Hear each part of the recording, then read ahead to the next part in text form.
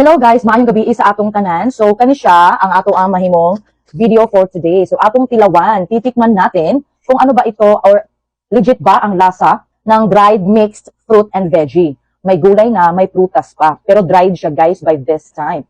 So marami akong napanood ng mga videos, sinasabi nila masarap daw. Pwes titikman natin ngayon guys, as in now na. So ito yung una nating gagawin. Ayan. Bubuksan na natin, guys. Wow! Yan, guys. Wow! Oh, wait muna, wait muna. Ito siya, guys. Ito ang itsura. Oh my God, nakakita na ako nito, guys. Ito yung tinatawag na potato. Wait muna, wait, later. Mayroon baby dito na. Atat ng kumain. Okay, wait muna. Titikman natin ang potato.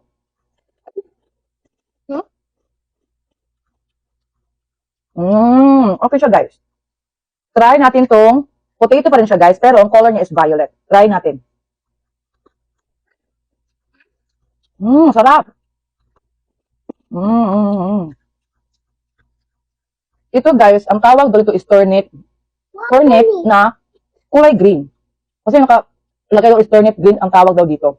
Hindi ko alam kung ano ang Bisaya o Tagalog nito. Alam mo guys, ang kaibahan lang. Lasang gulay at prutas pa rin. Pero, masarap siya guys. Okay? Ito yung trending talaga guys. Ito. Ay, ito yung mushroom guys. O mushroom. Ito yung mushroom.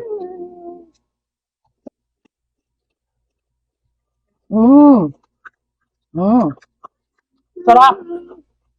Ito yung nangka.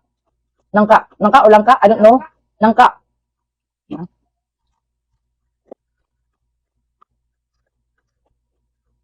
Masarap siya guys. Ang original niya na lasa guys, nandun pa rin. Okay? Ito yung batong. Batong? Yung batong. Ang sarap. Ito yung carrots. Okay? Ang fresh. Sarap.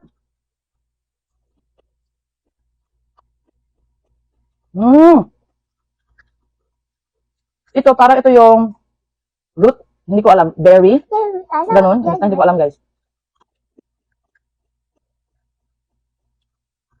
Ano pa yung natikman? Mamaya na yung okra. Pinaka-highlight ang okra. Ito, guys. Ano nga pala to? Hindi ako sure, guys. Hindi ako mahilig sa mga pag-discover ng mga pangalan, guys. Kumakain talaga ako.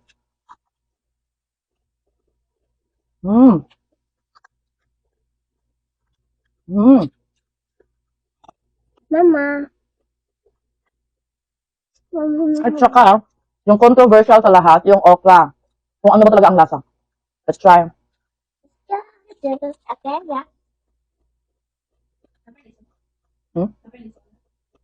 May liso pa guys, oh. Ang lagkit guys, nandun pa rin. Okay? Hilawan mo yun, oh.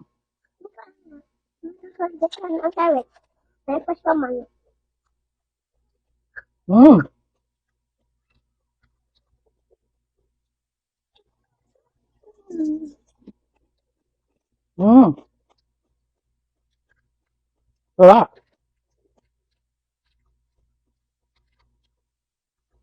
So far guys, yun lang yung nakita ko mga prutas at gulay sa mixture na ito.